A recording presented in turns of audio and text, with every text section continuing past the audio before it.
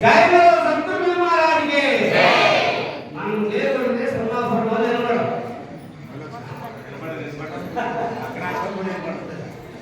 చిన్నపి సమేత గోదానంద కనపన గణపతి స్వామి గురు చరణం వతే అస్మత్ గురు సమారంభం కృష్ణ సాన్నిధ్యమధ్యమం శ్రీ మహావిష్ణు పర్యంతం వందే గురు పరంపరం వందే గురు పరంపరం ఇవాళ ఒరిస్సా రాష్ట్రం సున్నాపురం గ్రామంలో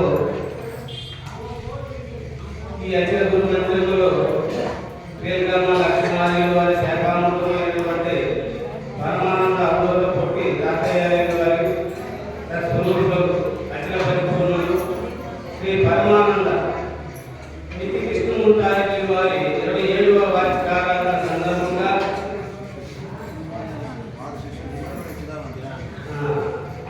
వారి శిష్యులు నిర్గుణ నిత్యానంద అంచాల పురుషయ్యారి వారి 22వ వార్షికారాధన సందర్భంగా ఇవాళ ఈ ఒరిస్సా రాష్ట్రంలో ఈ కార్యక్రమాలన్నీ కూడా మరి పరమానంద పైకి అంగమైన వారి స్వాగతులు వారి శిష్యులు ఒక సహకారంలో ఈ కార్యక్రమంలో జరుపుకుంటున్నాము.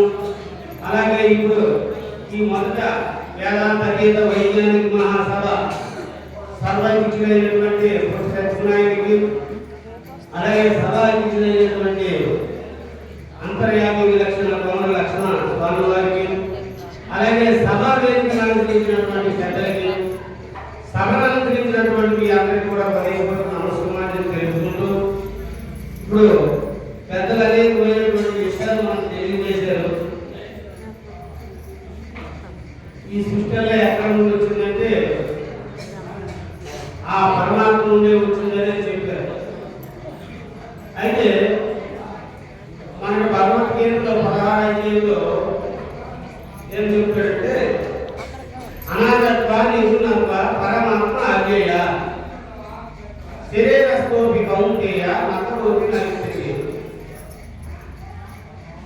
అనాది అయినటువంటిది, నిర్గుణమైనటువంటి, పరమాత్మ అయినటువంటి ఈ శరీరస్థోపిక ఉంటే శరీరంలో సహస్రారంలో ఉండేటటువంటి నకరోతి నలిపితే, నకరోతి అంటే అర్థం ఏమిటి అంటే కర్మలు లేనటువంటిది, చేతులచే పనులు చేయనటువంటిది నలిపితే అని చెప్తారు. దానికే కఠోపనిషత్తులో కూడా 2వ అధ్యాయం 22వ శ్లోకంలో కూడా ఇదే విషయాన్ని ప్రస్తావిస్తారు. ఏమంటే అక్కడ కూడా ఈ పరమాత్మ అనేటటువంటిది శరీరంలో ఉంది, అన్ని శరీరాల్లో ఉంది, సర్వ జగత్తంతా కూడా నిండి ఉంది, ఏ కర్మ చేయకుండా అశరీర రూపంలో ఉంది.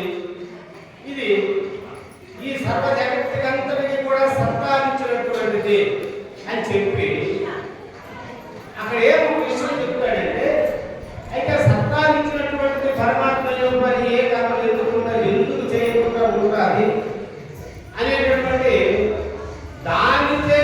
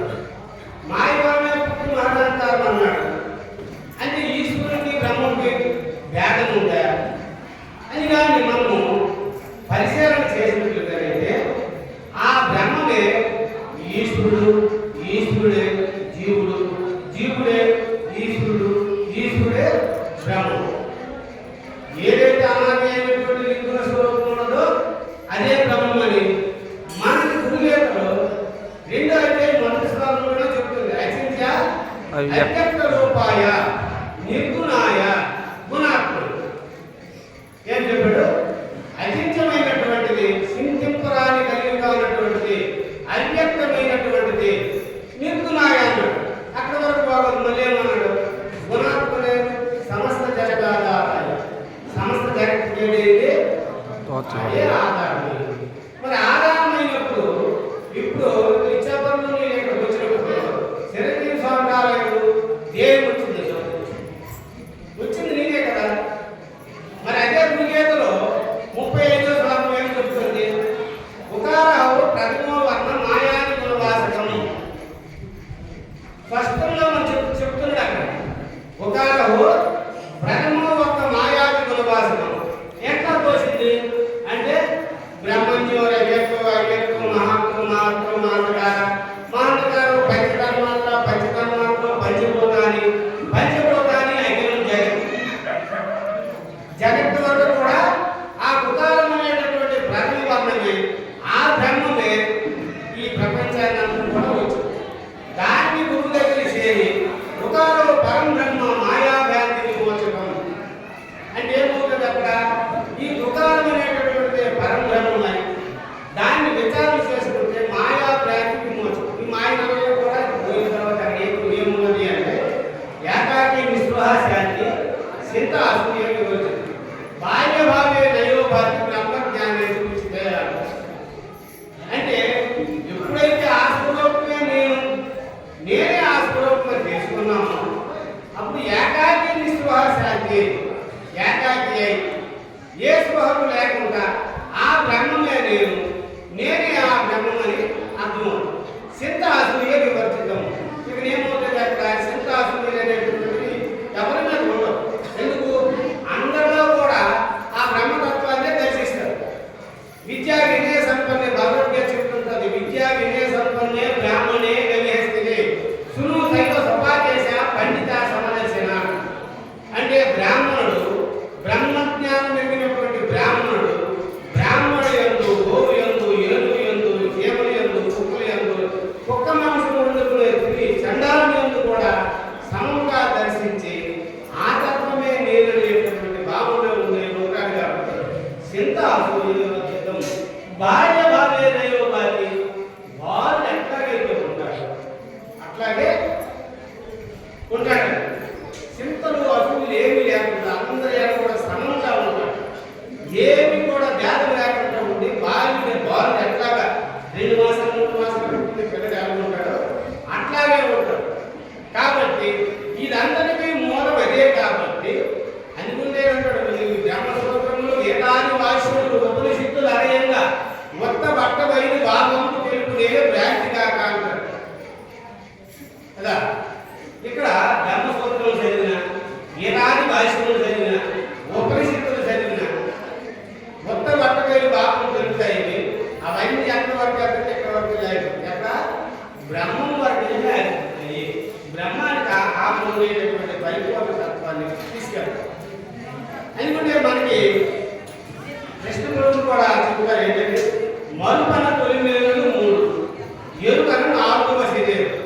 ఈ 2 ఒక్కటే పరిపూర్ణమావది ఏమన్నాడు? మరుపన తొలి మేలు 3, ఎరుకన 4వ శరీరం. ఈ 2 కూడా ఒక్కటేనా ఆయన? వీటికి బ్రహ్మసత్యము జగత్ మిథ్య అనేటటువంటి మాట్లాడితే ఇది నిర్గుణమైనటువంటిది. ఏ శరీరంలో ఏ పని చేయదు. ఎందుకంటే ఈ కర్మలన్నీ చేసింది, జగత్తును సృష్టించింది అంతా కూడా అదే. దానికి మినహా ఇంకొకటి లేదు. మాయ అనేటటువంటిది అదే. ఆ ఉకార ప్రథమో వర్ణ మాయాది గుణవాసం.